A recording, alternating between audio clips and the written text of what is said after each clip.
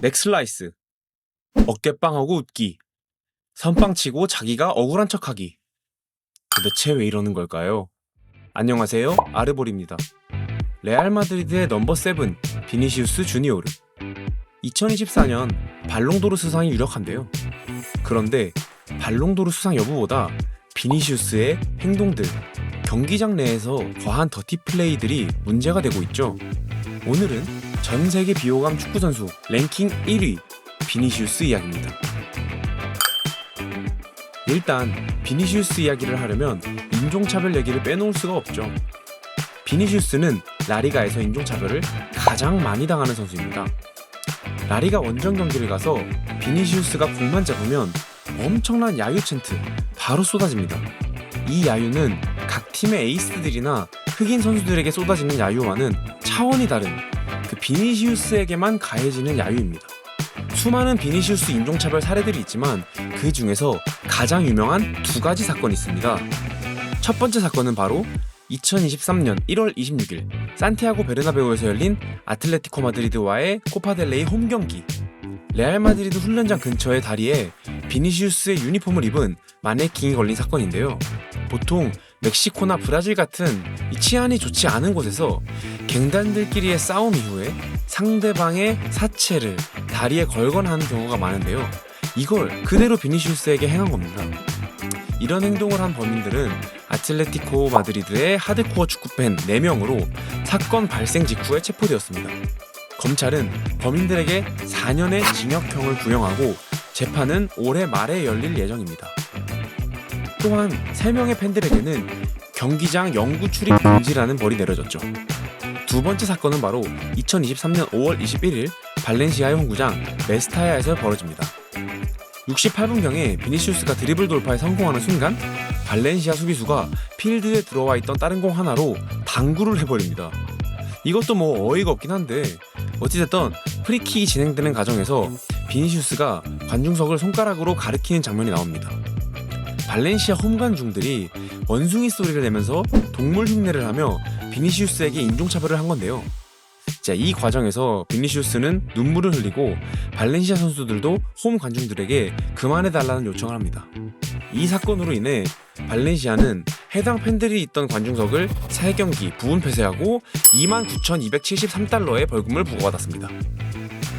이 밖에도 여러 인종차별 건들이 있긴 한데 이 두 가지가 사람들에게 가장 많이 알려지게 된 사건들이 아닐까 싶네요. 초반에는 비니시우스에게 가해지는 인종차별의 정도가 상당히 심했기 때문에 대부분의 여론은 비니시우스 옹호 여론이었습니다.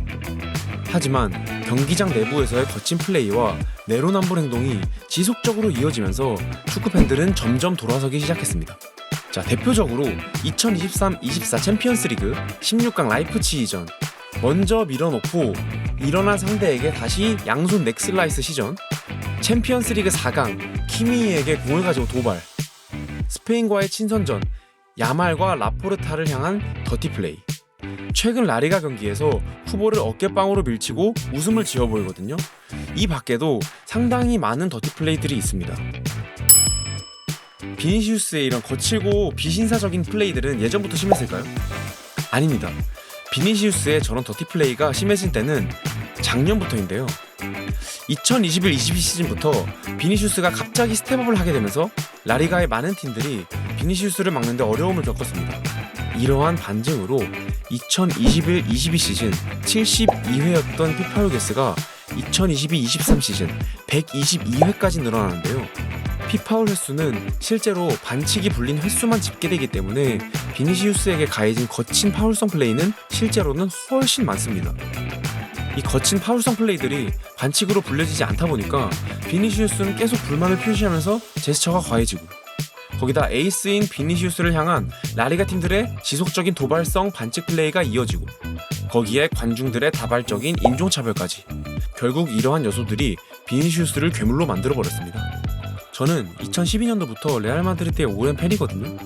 레알 팬이지만 현재 비니시우스의 행동은 좀 많이 더티하고 누가 봐도 눈살이 좀 많이 찌푸려집니다. 진짜 금쪽이 같은 행동을 경기장에서 상당히 많이 보여주고 있거든요.